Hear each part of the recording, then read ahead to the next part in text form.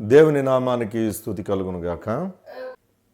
త్రిత్వము తరువాతి రెండవ ఆదివారం కొరకు ఏర్పాటు చేయబడిన పరిశుద్ధ లేఖన పాఠ్యభాగాలను చదువుకుందాం. మొదటిగా పత్రిక పాఠ్యభాగముగా యోహాను మొదటి పత్రిక 3వ అధ్యాయం 13 నుండి 18 వచనాల భాగాన్ని సహోదరి కుమారి నేరెళ్ల భారతి చదివి వినిపిస్తుంది. పత్రిక పాఠ్యభాగము యోహాను రాసిన మొదటి పత్రిక 3వ అధ్యాయం 13 నుంచి 18 వచనాలు నేరెళ్ల భారతి చదివి వినిపిస్తుంది. త్రిత్వం రెండో ఆదివారంకై ఏర్పాటు చేయబడిన పత్రికా పాఠ్యభాగము 1వ యోహాను పత్రిక 3వ అధ్యాయం 13 నుండి 18 వరకు ఈ విధముగా వ్రాయబడి ఉన్నది. సహోదరులారా, లోకము మిమ్మును ద్వేషించిన ఎడల ఆశ్చర్యపడకుడి. మనము సహోదరులను ప్రేమించుచున్నాము గనుక మరణములో నుండి జీవములోనికి దాటి ఉన్నామని ఎరుగుదుము. ప్రేమ లేనివాడు మరణమందు నిలిచియున్నాడు. తన సహోదరుని ద్వేషించువాడు నరహంతకుడు. ఏ నరహంతకుని యందును నిత్య జీవముండదని మీరెరుగుదురు. ఆయన మన నిమిత్తము తన ప్రాణము పెట్టెను గనుక దీని వలన ప్రేమ ఎట్టిదని తెలుసుకొనిచున్నాము. మనము కూడా సహోదరుల నిమిత్తము మన ప్రాణములను పెట్టబద్దులమై ఉన్నాము. ఈ లోకపు జీవనోపాధి గలవాడై ఉండి తన సహోదరునికి లేమి కలుగుట చూచియు అతని ఎడల ఎంత మాత్రమును కనికరము చూపని వానియందు దేవుని ప్రేమ ఎలాగు నిల్చును? చిన్నపిల్లలారా, మాటతోనూ నాలుకతోనూ కాక క్రియతోనూ సత్యముతోనూ ప్రేమింతము. ఇంత పర్యంతము. సువార్త పాఠ్యభాగం పరిశుద్ధుడైన లూకా రాసిన సువార్త 14వ అధ్యాయం 16వ వచనము నుండి 24వ వచనం వరకు ప్రియులు శ్రీ నేరెళ్ల కొర్నేలియస్ గారు చదివినిపిస్తారు. సహోదరులు, ప్రియులు శ్రీ నేరెళ్ల కొర్నేలియస్ గారు చదివినిపిస్తారు. త్రిత్వములోని రెండవ ఆదివారం కొరకు ఏర్పాటు చేయబడినటువంటి సువార్త పాఠ్యభాగము లూకా సువార్త 14వ అధ్యాయం 16వ వచనం నుండి 24వ వచనం వరకు ఈ విధముగా వ్రాయబడి ఉండెను. ఆయన అతనితో ఇట్లనెను, ఒక మనుష్యుడు గొప్ప విందు చేయించి అనేకులను పిలిచెను. విందు కాలమందు అతడు, ఇప్పుడు సిద్ధమై ఉన్నది రండని పిలువబడిన వారితో చెప్పుటకు తన దాసుని పంపెను. అయితే వారందరూ ఏక మనస్సుతో నెపములు చెప్పసాగిరి. మొదటివాడు, నేను ఒక పొలము కొని ఉన్నాను, అవశ్యముగా వెళ్ళి దాన్ని చూడవలెను, నన్ను క్షమింపవలెనని నిన్ను వేడుకొనుచున్నానెను. మరి ఒకడు, నేను 5 జతల ఎడ్లను కొని ఉన్నాను, వాటిని పరీక్షింప వెళ్ళుచున్నాను, నన్ను క్షమింపవలెనని వేడుకొనుచున్నానెను. మరి ఒకడు, నేను ఒక స్త్రీని వివాహం చేసుకున్నాను, అందుచేత నేను రాలేనెను. అప్పుడు ఆ దాసుడు తిరిగి వచ్చి ఈ మాటలు తన యజమానికి తెలియజేయగా ఆ ఇంటి యజమానుడు కోపపడి, నీవు త్వరగా పట్టణపు వీధుల్లోనికి సందుల్లోనికి వెళ్ళి బీదలను, అంగహీనులను, కుంటివారిని, గ్రుడ్డివారిని ఇక్కడికి తోడుకొని రమ్మని ఆ దాసునితో చెప్పెను. అంతట దాసుడు, ప్రభువా, నీవాజ్ఞాపించినట్టు చేసేతని గాని ఇంకనూ చోటు ఉన్నదని చెప్పెను. అందుకు యజమానుడు, నా ఇల్లు నిండునట్లు నీవు రాజమార్గంలోనికి కంచెలలోనికి వెళ్ళి లోపలికి వచ్చుటకు అక్కడి వారిని బలవంతము చేయుము. ఏలయనగా పిలువబడిన ఆ మనుషులలో ఒకడును నా విందు రుచి చూడడని మీతో చెప్పుచున్నానెను. ఇంతటితో సువార్త పాఠ్యభాగం ముగిస్తున్నది. ఈ దినము కొరకు ఏర్పాటు చేయబడిన పరిశుద్ధ లేఖన పాఠ్యభాగాలలో నుండి పత్రికా పాఠ్యభాగం యోహాను రాసిన మొదటి పత్రిక 3వ అధ్యాయం 18వ వచనాన్ని నేను ఒక పర్యాయం చదువుతున్నాను. దయచేసి జాగ్రత్తగా గమనించండి. చిన్నపిల్లలారా, మాటతోనూ నాలుకతోనూ కాక క్రియతోనూ సత్యముతోనూ ప్రేమింతము. చిన్నపిల్లలారా, మాటతోనూ నాలుకతోనూ కాక క్రియతోనూ సత్యముతోనూ ప్రేమింతము.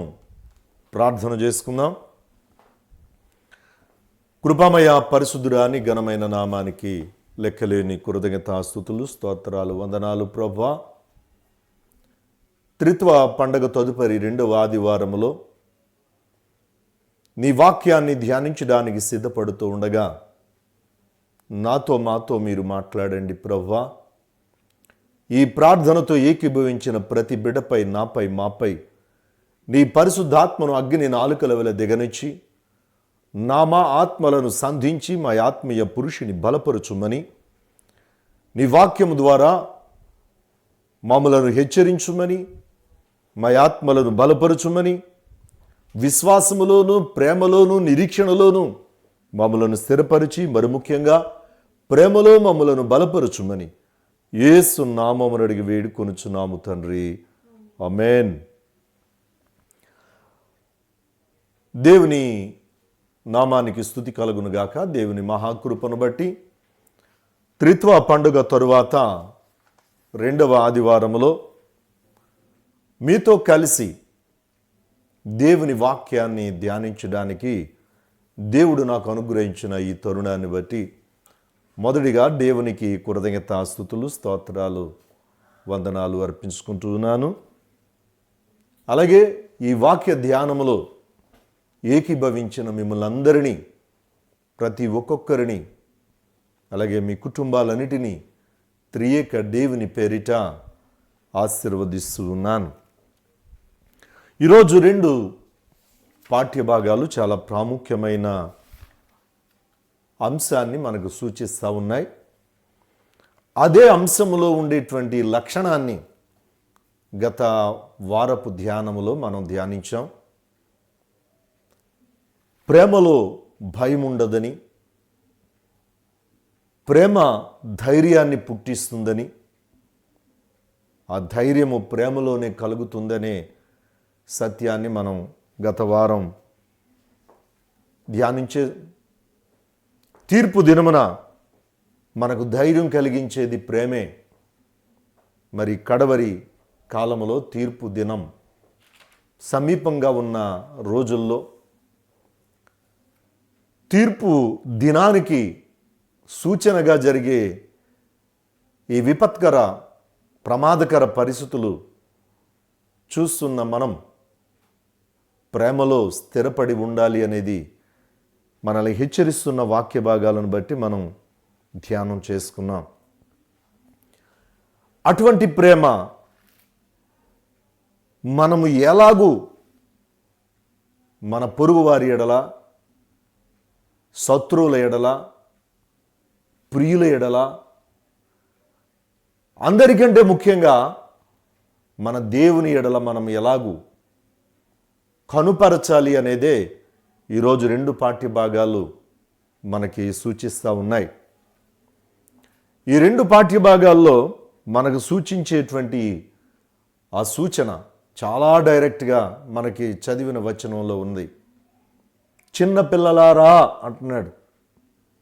చిన్నపిల్లలారా, మాటతోనూ నాలుకతోనూ కాక క్రియతోనూ సత్యముతోనూ ప్రేమింతము. మాటతోనూ నాలుకతో కాకుండగా క్రియతోనూ సత్యముతోనూ ప్రేమింతము. సాధారణంగా మానవుల మధ్య కనుపరిచే ప్రేమ గురించి మాట్లాడే ఈ మానవ ప్రేమలో పలికే పదాల్లో ఈ ప్రేమ పెదవుల వరకేనా, ఈ ప్రేమ మాటల వరకేనా అనే ఆలోచనలు చాలా సందర్భాల్లో మనం కలిగి ఉన్నాం. అలాగే ఒక మనిషి ప్రేమను మరొకరు విమర్శించేటప్పుడు మాట్లాడేది ఉటిదేనండి, అది పెదవుల మీద ప్రేమే, ఉటిదేనండి, అది మాటల వరకే. అదే ఆ ప్రేమ నాలుకకు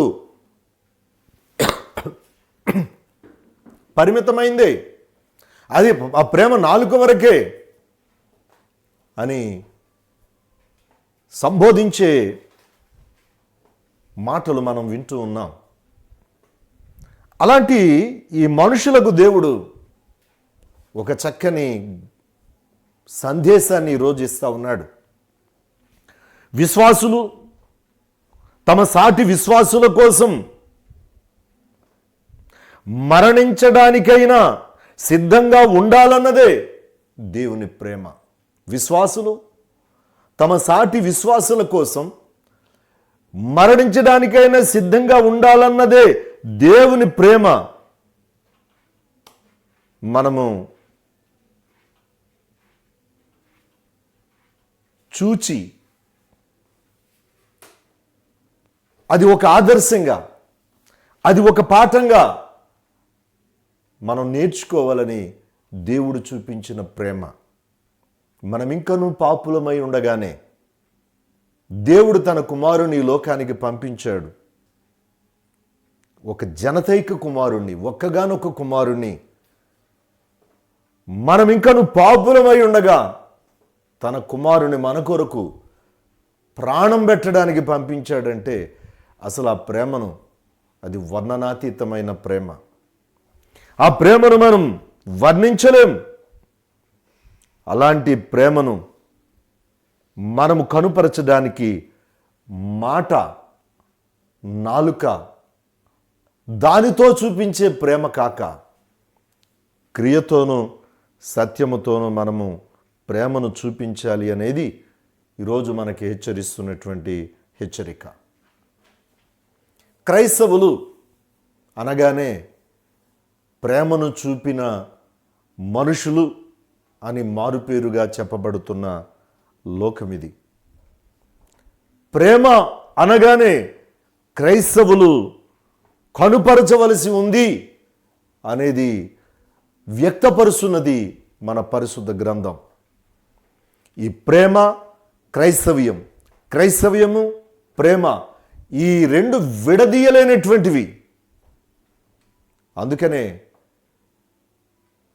దేవుడు మనకి ఇచ్చిన 3 భాగాలలో విశ్వాసము, ప్రేమ, నిరీక్షణ, ఈ మూడిటిలో కూడా శ్రేష్టమైనది ప్రేమే. దేవుడు తన కుమారుని పంపించడంలో ప్రేమ కనబడతా ఉంది. దేవుడు తన బోధనను వివరించేటప్పుడు కూడా ధర్మశాస్త్రము ప్రేమలోనే ఇమిడి ఉందని ఆయన చెప్పడం జరిగింది. అలాంటి ప్రేమను మనం ఎలాగూ కనుపరచాలి? అలాంటి ప్రేమ మనము చూపించకపోతే మనం బ్రతికి ఉన్నట్ట, చనిపోయినట్ట? అలాంటి ప్రేమ క్రియతో, సత్యముతో కనుపరచాలి. ఇది చాలా పెద్ద అంశం. దాని వివరణ ఇవ్వడానికి మనము చేయబూనిన టైం సరిపోదు, కానీ సాధ్యమైనంత వరకు ఉన్న టైంలో, ఉన్న సమయంలో మీకు వివరించడానికి నేను ప్రయత్నిస్తాను. దయచేసి మిగిలినవి ఆలోచించి, ధ్యానించి, తలంచి ఆ ప్రేమలో బలపడాలని మిమ్మల్ని హెచ్చరిస్తూ ఉన్నాను. మనకి ఆదివారాల ఆరాధనలు జరుగుతూ ఉన్నాయి ఆలయాల్లో. గనుక ఆరాధనలు మనం ఈ సోషల్ మీడియా ద్వారా మీకు అందించటం లేదు. వాక్యాన్ని మాత్రమే ధ్యానిస్తూ ఉన్నాం. ఆ వాక్యాన్ని ధ్యానించేది కూడా మనము శ్రద్ధగా వినాలి, దాన్ని శ్రద్ధగా ధ్యానించాలి అనేది నేను ఆశపడుతున్నటువంటి విషయం. మొదటిగా 2 పాఠ్యభాగాల్ని క్లుప్తంగా చూద్దాం. మొదటిగా పత్రిక పాఠ్యభాగాన్ని క్లుప్తంగా చూద్దాం. ఇక్కడ పత్రిక పాఠ్యభాగంలో ఒక మాట అంటాడు 14వ వచనంలో, ప్రేమ లేని వాడు మరణమందు నిలిచి ఉన్నాడు. ఈరోజు మనం అందరం మరణంలో నిలిచి ఉన్నాం.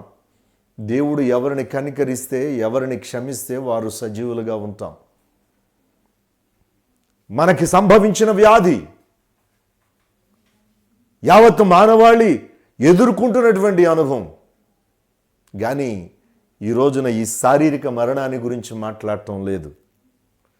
ప్రేమ లేని వాడు మరణమందు నిలిచి ఉన్నాడు అని అంటే వాడు శరీరరీతిగా పొందే మరణాన్ని గురించి కాదు ఇక్కడ ప్రస్తావిస్తున్నటువంటిది. ఆత్మరీతిగా కూడా వాడు మరణించడానికి సిద్ధంగా ఉన్నాడు. క్రియలు లేనిటువంటి ప్రేమను కనుపరచడానికి ప్రయత్నించేవాడు ప్రాణం లేనివాడు. ఎందుకంటే క్రియలు లేకపోతే అది ఆ నమ్మకం ప్రాణం లేని నమ్మకమేది. నిజమైన ప్రేమ ఉన్నవారు తమకేదో లాభం కలగాలన్న ఉద్దేశంతో సహాయం చేయరు. ఈరోజు అదే పెళ్లి విందు కూడా ప్రస్తావించినప్పుడు మీకు జ్ఞాపకం చేస్తాను. నిజమైన ప్రేమ ఉన్నవారు తమకేదో లాభం కలగాలనే ఉద్దేశంతో సహాయం చేయరు. అది ప్రేమతో కూడిన సహాయమై ఉంటుంది. అది దేవుడు మనకు అనుగ్రహించినటువంటి ఒక ఆదర్శం, దేవుడు మనకు అనుగ్రహించినటువంటి ఒక పాఠం. దేవుడు తన కుమారుని పంపించి మన కొరకు ప్రాణాన్ని అర్పించినటువంటి ఆ గొప్ప అనుభవం, ఆ గొప్ప ప్రేమ మనకొక పాఠం, మనకొక ఆదర్శంగా ఉండాలి. అందుకనే ఈరోజు ఈ ప్రేమను గురించిన ప్రస్తావించిన మాటలో ఒక విందును చూపిస్తూ ఉన్నాడు. ఇక్కడ విందును ఆధ్యాత్మికంగాను విందును భౌతికంగా కూడా మనం ఒకసారి చూద్దాం. విందులో ఆధ్యాత్మికమైన అనుభవాన్ని మనం చూడాలి అని అంటే అది దేవుడు సిద్ధపరిచిన విందు. అక్కడ ఒక మనిషి చేసిన విందు కాదు, అది దేవుడు సిద్ధపరిచిన విందు. ఆ విందు ఎవరంటే యేసుక్రీస్తే. ఆ విందుకు ఆహ్వానింపబడిన వాళ్ళు యూదులు, పరిసయ్యులు, సద్దూకయ్యులు, ప్రధాన యాజకులు, ఇలాంటి వాళ్ళందరూ ఆహ్వానింపబడ్డారు. కానీ ఒక్కొక్కళ్ళు ఒక్కొక్క సాకు చెప్పుకుంటూ వచ్చారు. అంటే క్రీస్తును ప్రభువుగా రక్షకుడిగా అంగీకరించడానికి వారికి ఇష్టము లేకపోవడమే ఈ సాకులు. ఒకడు భూమును కొన్నానన్నాడు, ఒకడు ఎద్దులు కొన్నానన్నాడు, ఒకడు నేను పెళ్లి చేసుకున్నానన్నాడు. నాకు ఇక్కడ చిన్న డౌట్ ఒకటి ఉంది. నిజంగా ఒక గొప్ప విందు జరుగుతుంది, అప్పుడే పెళ్ళైన దంపతులు ఉన్నారు, తన భర్తకి ఆహ్వానం ఉంది. ఆ పెళ్లి కూతురు నిజంగా విందుకి వెళ్ళడానికి ఇష్టపడుతుందో మీరే చెప్పండి. ఒకవేళ లేదు, ఆ పెళ్లి కొడుకు మనల్ని మన బంధువులు విందుకు పిలిచారు, సరదాగా నువ్వు సిద్ధపడు, నేను సిద్ధపడతానని ఇద్దరు, కొత్తగా పెళ్ళైన ఇద్దరు కూడా చక్కగా సిద్ధపడి విందుకు వెళ్ళొచ్చు. కానీ వీడికి వెళ్ళడం ఇష్టం లేదు.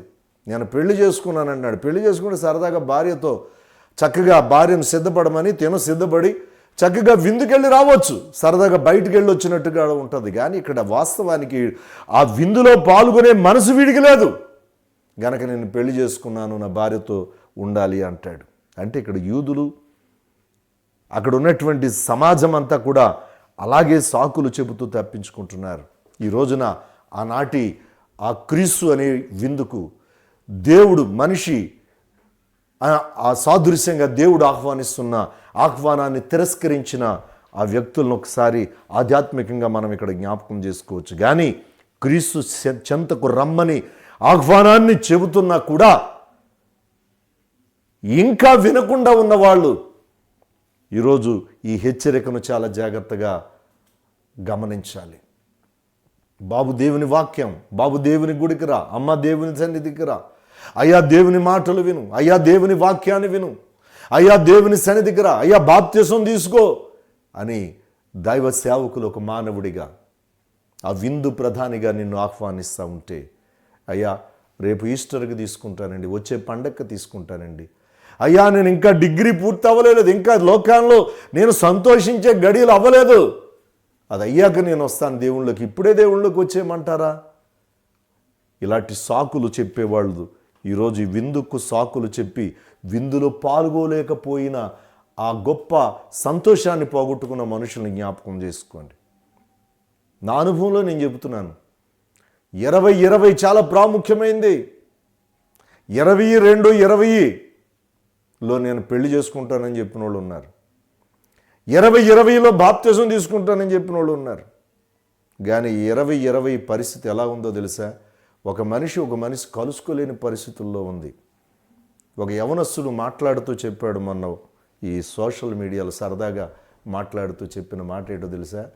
20-20 అన్నారు. ఈ 2020 మనం ఏదో అనుకున్నాం, కానీ దేవుడే ఈ 2020 గేమ్ ఆడుతున్నాడు మనతో అన్నాడు. అంటే ఇదేమి మిగిలిన క్రికెట్ ఆటలాగా 2-3 రోజులు గడిచేది కాదు, ఇమ్మీడియట్గా ముగిసిపోయే గేమ్ ఆడుతున్నాడు దేవుడని. అంటే ఒక్కసారి ఆలోచన చెయ్యి. దేవుడిచ్చిన ఆహ్వానాన్ని, దేవుడిచ్చిన హెచ్చరికను నిర్లక్ష్యం చేయకు. ఇక్కడికి ఆ విషయాన్ని అక్కడ ఉంచితే మన వాక్య భాగానికి తగ్గట్టుగా ఒక్కసారి ఈ మాటను ఆలోచన చేయగలిగితే అందులో మనకు కనిపించే మాట ఏంటో తెలుసా? ప్రేమ సత్యముతో క్రియతో ప్రేమించే ప్రేమ కావాలి. ఈ రోజున పెళ్ళికి పిలిచేటప్పుడు కొంతమందికి పేరు చివర విత్ ఫ్యామిలీ అండ్ ఫ్యామిలీ అంటారు, అంటే కుటుంబంతో మీరు రండి అని. కొంతమందిని పిలిచేటప్పుడు కార్డు ఇచ్చి పేరు రాసి పంపేస్తారంటే మీ ఒక్కళ్ళే రండి అని. అలాగే ఈ ప్రేమకు ఈ విందుకు వచ్చేటువంటి ఆహ్వానించేటువంటి వాళ్ళలో కొన్ని సందర్భాల్లో నేను చాలాసార్లు విన్నాను, వాళ్ళకి పిలకూడదనే ఉంది కానండి, వాళ్ళంటే నాకు ప్రేమ లేదు. కానీ నేను ఇంచుమించుగా వాళ్ళ ఇంట్లో జరిగిన కార్యాలన్నిటికీ వెళ్ళినప్పుడు 1000 రూపాయలు తక్కువ కాకుండా వేసానండి. తక్కువ అయితే వాళ్ళు ఇంచుమించుగా 10,000 మాకు కట్నం ఇవ్వాల్సి ఉంది, అందుకన్నా వాళ్ళని పిలవాలండి అంటున్నారు. ఇక్కడ విందును ఆహ్వానించడంలో, విందుకు పిలవడంలో ప్రేమ కలిగి పిలిచేటువంటి అనుభవం కనబడతా ఉంది. అందులో ప్రేమను బట్టి పిలిచేటువంటి అనుభవం కనబడతా ఉంది. ఈ రోజున ఆ విందుకు పిలిచిన దాంట్లో ప్రేమ, ఆ ప్రేమలో క్రియ, ఆ ప్రేమలో సత్యము, ఆ ప్రేమలో నాలుకతో కూడిన ప్రేమ, మాటతో కూడిన ప్రేమ ఆహ్వానాల్లో మనం చూస్తున్నాం. నేడు కూడా మన విందుకు ఆహ్వానించేటప్పుడు ఆ ఆహ్వానాన్ని మనం చూస్తూ ఉన్నాం. సాధారణంగా విందు జరిగేటప్పుడు మరొక పొరపాటు జరుగుతూ ఉంటుంది.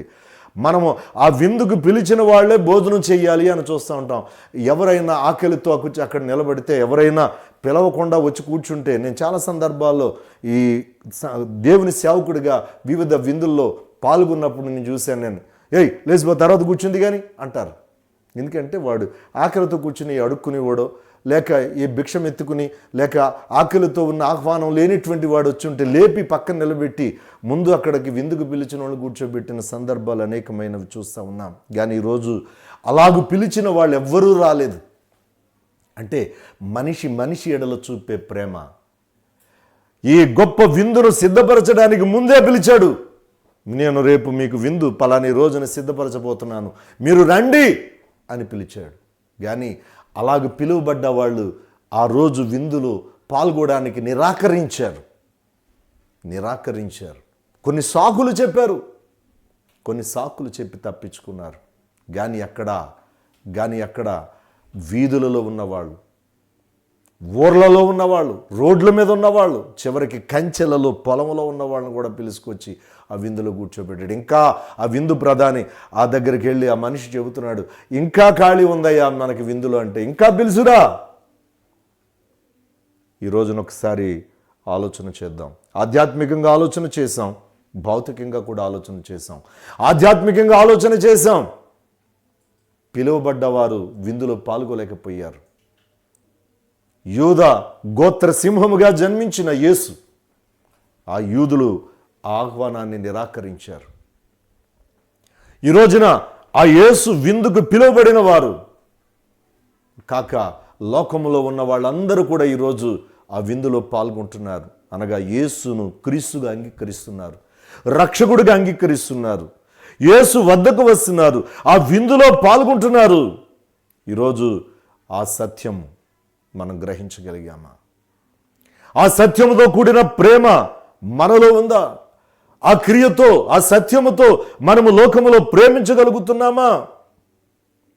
ఈ రోజున మనుషులందరూ రక్షణ పొంది సత్యమును గూర్చిన అనుభవ జ్ఞానము పొందాలనేదే దేవుని యొక్క వాక్యములో ఉన్న సత్యం. ఈరోజు మాటతో కాదు మన ప్రేమ, ఈరోజు నాలుకతో కాదు మన ప్రేమ, క్రియతో ఉండాలి. తిమోతికు రాసిన మొదటి పత్రిక 2వ అధ్యాయము 4వ వచనాన్ని నేను ఒక పర్యాయం చదువుతున్నాను, చూడండి.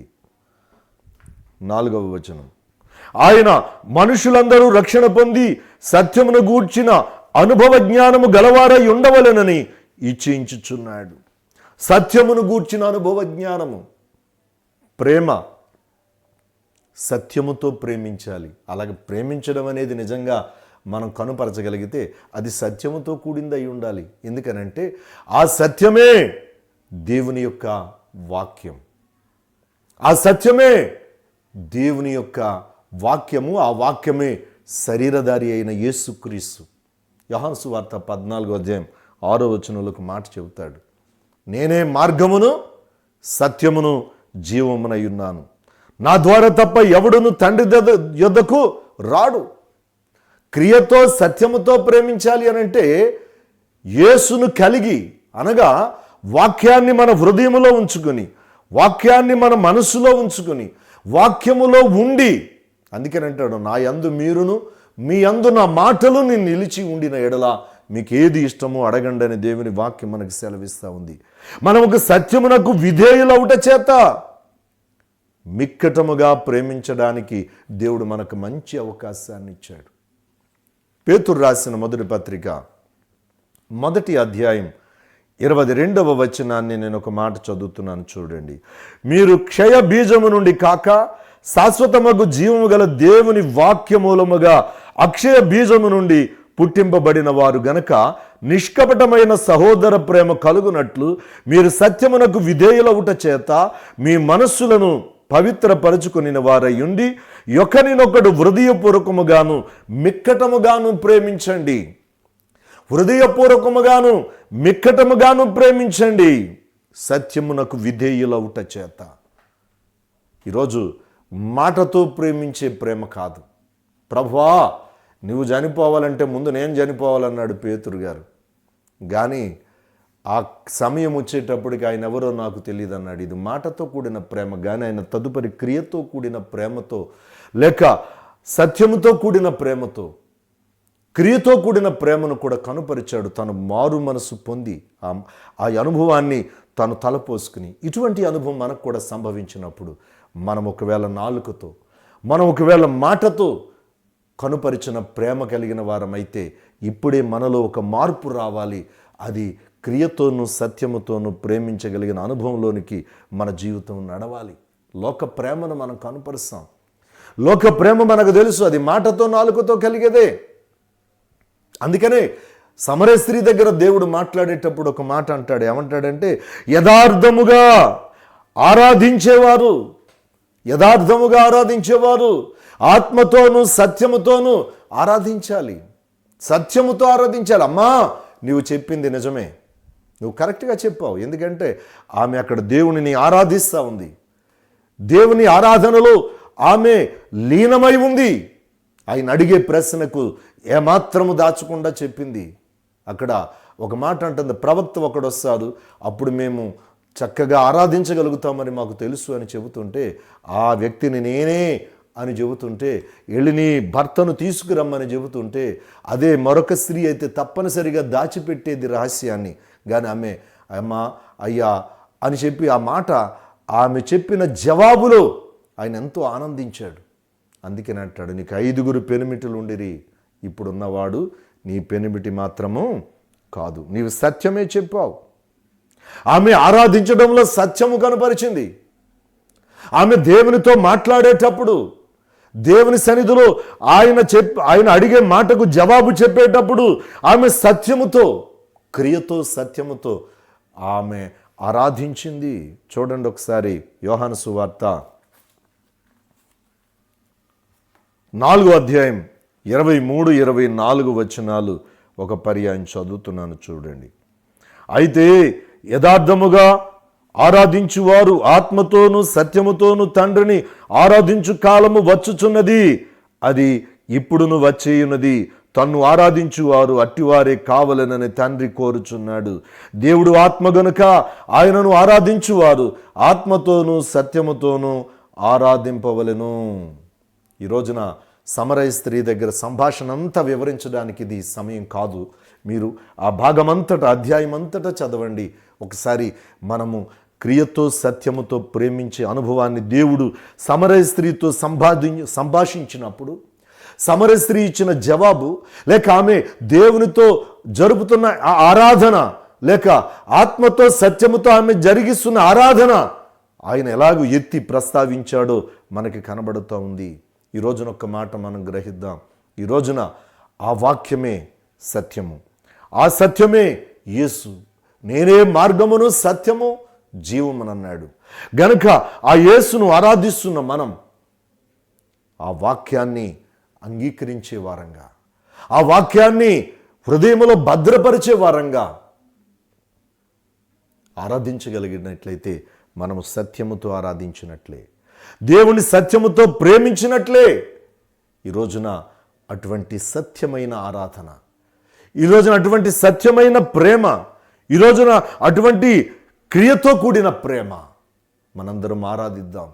ఎందుకనంటే ఆధ్యాత్మిక అనుభవంలో విందు యజమాని పిలిచిన ఆహ్వానాన్ని తిరస్కరించిన వ్యక్తులను మనం ఆధ్యాత్మిక అర్థంలో చూసాం. అలాగే భౌతికమైనటువంటి రీతిలో కూడా ఆ మాటతో, నాలుగుతో కాకుండా క్రియతో, సత్యముతో ఆ ప్రేమను చూపించాడు. ఆ ఉన్నవారందరినీ ఆహ్వానాన్ని, అంటే ఆ పెండ్లి, ఆ విందుకు వచ్చేవారు అక్కడ కట్నం చదివించేవాళ్ళు కదా, అక్కడ నిజంగా ఆ విందులో పాల్గొన్న వాళ్ళు, అక్కడ భోజనం చేసిన వాళ్ళు, ఆయన పెట్టిన భోజనం తినేసాక అక్కడ డబ్బులు చెల్లించి వెళ్ళిన వాళ్ళు కాదు. గనక ఒక మాట, ఈ రోజున ఒక తీర్మానంతో ఈ వాక్యంలో ఈ వాక్యాన్ని మనం ముగించుదాం. క్రియతోనూ సత్యముతోనూ మనము దేవుని ప్రేమించాలి. అనగా ఆ సత్యము యేసు, ఆ సత్యము దేవుని వాక్యం, ఆ సత్యము, ఆ వాక్యమే శరీరధారిగా మన మధ్యకు వచ్చింది. ఆ ప్రేమ మనలో ఉండాలి. నాలుకతో, మాటతో ప్రేమించే అనుభవం నిజంగా ప్రభువారు కనుపరిచి ఉంటే ఆ శిలువ మీద ఉన్న ఆ దొంగ, ఆ నరహంతకుడు రక్షింపబడేవాడు కాదు. ఆయన సత్యముతో, క్రియతో ప్రేమించాడు గనక అతనికి ఆ రక్షణ అనుభవం దక్కింది. ఈరోజు కూడా మనము అటువంటి ప్రేమలో స్థిరపరచబడితే, అటువంటి ప్రేమలో మనము నిలబడితే మనము జీవములో నిలబడినట్టే.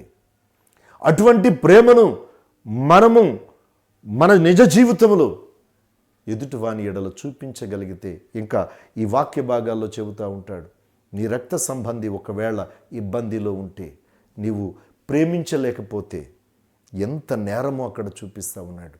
మరి ఇలాంటి అనుభవాలన్నిటినీ మనం జ్ఞాపకం చేసుకుని, మనము మన ప్రభువు ఎలాగైతే క్రియతో సత్యముతో ప్రేమించాడో మనల్ని, సర్వలోక మానవాళిని, అలాగే మనము కూడా క్రియతో సత్యముతో ప్రేమించి ఆ ప్రేమను మనం ఇతరులకు చూపించడం ద్వారా మనము సత్యములో నిలబడి, అలాగే జీవములో ఉండడానికి, దేవుని రాజ్యములో ప్రవేశించడానికి పరిశుద్ధాత్మ దేవుడు మనందరికీ తోడై నడిపించునుగాక.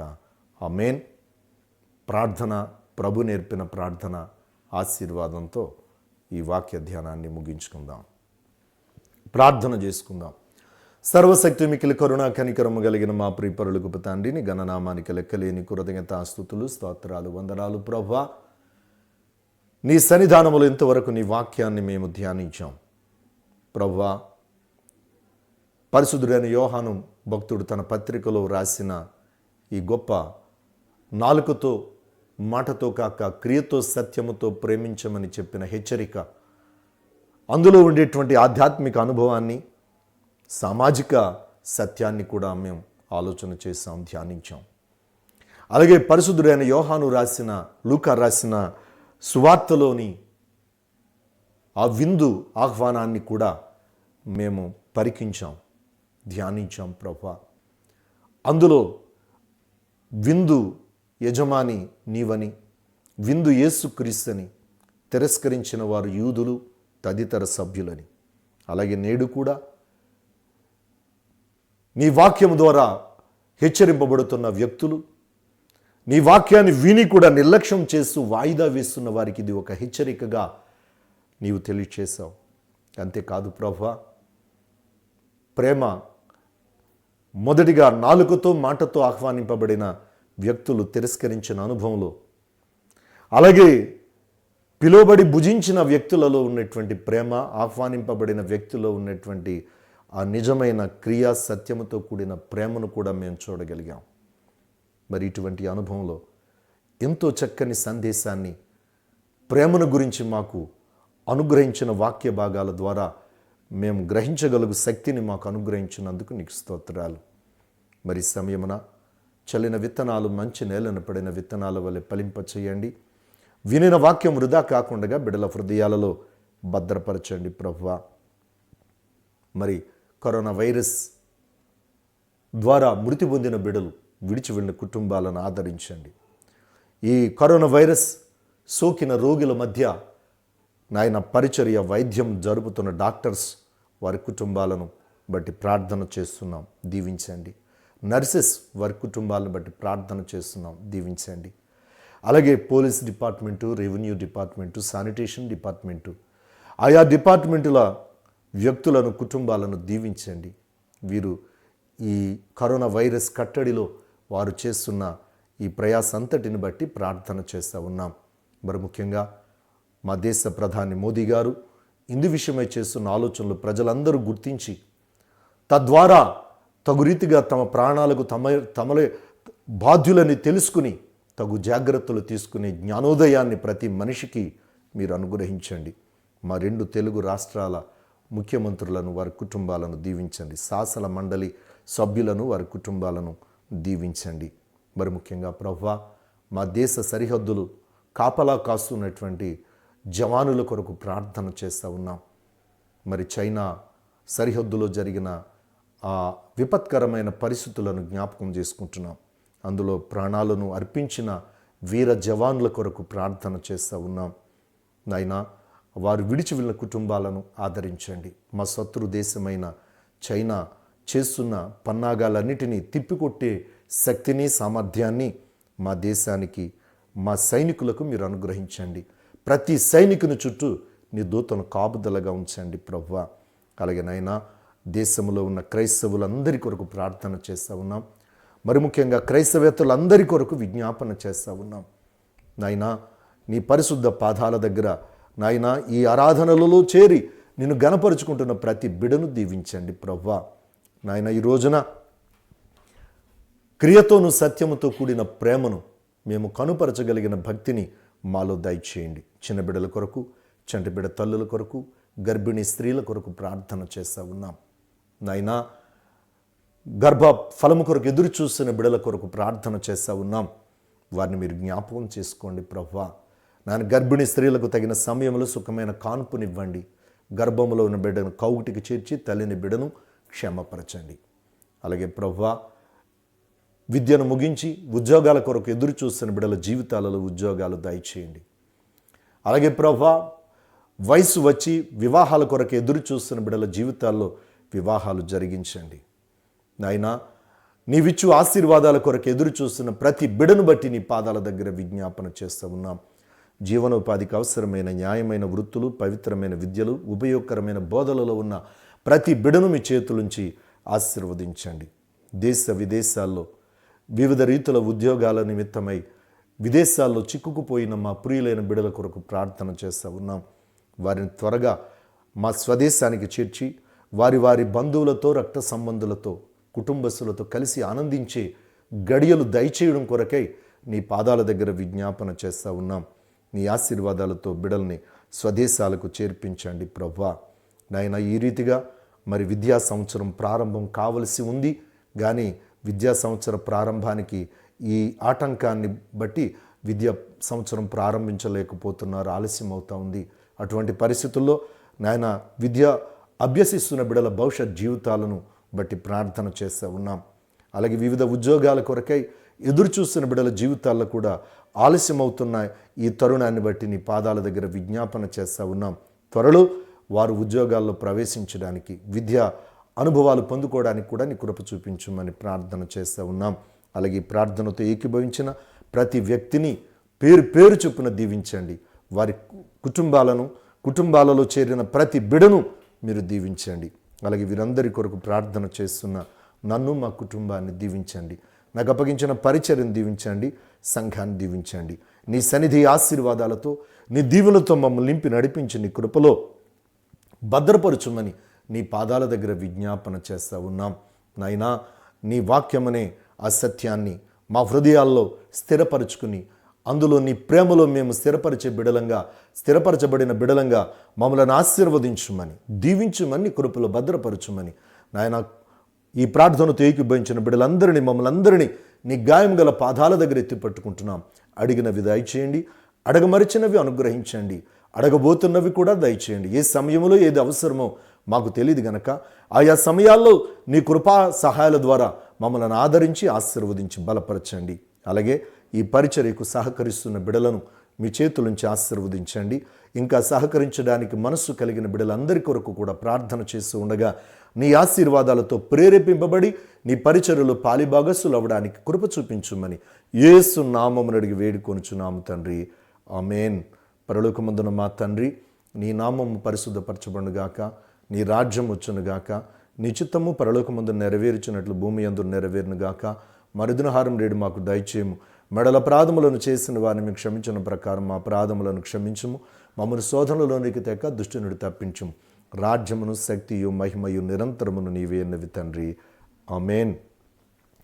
మన తండ్రి అయిన యెహోవా దేవుని ప్రేమ, ఆయన కుమారుడును మన రక్షకుడుని విమోచకుడుని ఆయన యేసుక్రీస్తు వారి కృప, ఆదరణకర్త అయిన పరిశుద్ధాత్మ దేవుని సహవాసము ఈ ప్రార్థనతో ఏకీభవించిన ప్రతి బిడకు, మనకు, మన కుటుంబాలకు, కుటుంబంలో చేరిన ప్రతి బిడకు బ్రతుకు దినములనిట ప్రభు వచ్చు పర్యంతము అనుదినము నూతన ఆశీర్వాదాలతో తోడైండునుగాక, ఆమేన్. ఒక చిన్న మనవి, ప్రకటన. దేవుని మహాకృపను బట్టి మరి మీడియా ద్వారా, అనగా ఈ సోషల్ మీడియా ద్వారా పరిచర్యలో పాలిభాగస్సుడు కావడానికి ప్రభు నాకు కృప చూపినందుకు దేవునికి మొదటిగా కృతజ్ఞతాస్తుతులు, స్తోత్రాలు, వందనాలు అర్పించుకుంటూ ఉన్నాను. సాధారణంగా ఈ మీడియా పరిచర్య నాకు అంత అలవాటైంది కాదు. సంఘ పరిచర్యలో నేను విరివిగా వాడబడ్డాను, దేవుని మహిమపరుచుకోగలిగానని నేను ఎంతో సంతోషిస్తూ ఉన్నాను. కానీ ఈ కరోనా వైరస్ వలన మరి మందిరాలకు వెళ్ళలేని బిడలు అనేక మంది నన్ను ప్రేరేపించి ఈ పరిచర్య ప్రారంభించమని కోరగా నేను పరిచర్య ప్రారంభించాను. అలాగే ఈ లూథరన్ సంఘానికి చెందిన బిడలందరూ కూడా ఆరాధనతో పాటు చేయమనగా కూడా నేను ఆరాధనతో పాటుగానే చేశాను.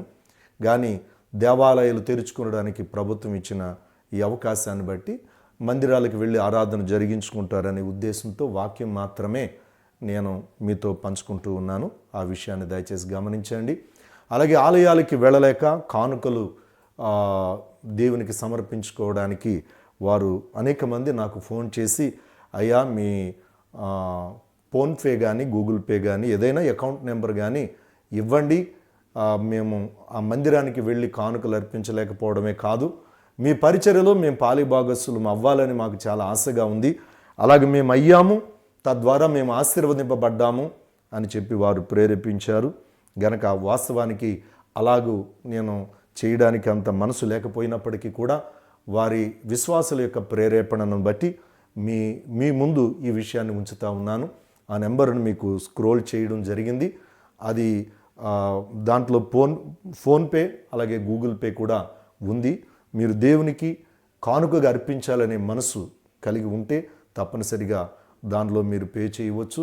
అలాగే ఈ పరిచర్యలో పాలిభాగస్సులు అవ్వాలనుకున్న వారు కూడా మీ కానుకలు దానిలో సమర్పించుకోవచ్చు అని చెప్పి కూడా మనవి చేస్తూ ఉన్నాను. అలాగే ప్రత్యేకమైన ప్రార్థన అవసరతలు ఉన్నవారు మీరు మీకు స్క్రోల్ చేయబడిన ఆ స్క్రీన్ మీద ఇంతవరకు మీకు చూపించబడిన ఆ ఫోన్ నెంబర్కు మీరు ఫోన్ చేస్తే మీ కొరకు నేను ప్రార్థన చేయడం జరుగుతుంది. అలాగే ప్రతి సాయంకాలం 8 నుంచి 9 గంటల వరకు జరిగే ప్రత్యేక ప్రార్థనలు కూడా మీ గురించి ప్రార్థించడం జరుగుతుందని మనవి చేస్తూ ఉన్నాను. అలాగూ ఇంతవరకు ఈ ప్రార్థన ద్వారా మేలులు పొందిన అనేక మంది ఈ సహవాసంలో ఉన్నారు. అలాగే ఈ సహవాసంలో మీరు కూడా పాలిభాగస్సులు కావాలని కోరుతా ఉన్నాను. దేవుడు మిమ్ములను మీ కుటుంబాలను దీవించి ఆశీర్వదించునుగాక, ఆమేన్.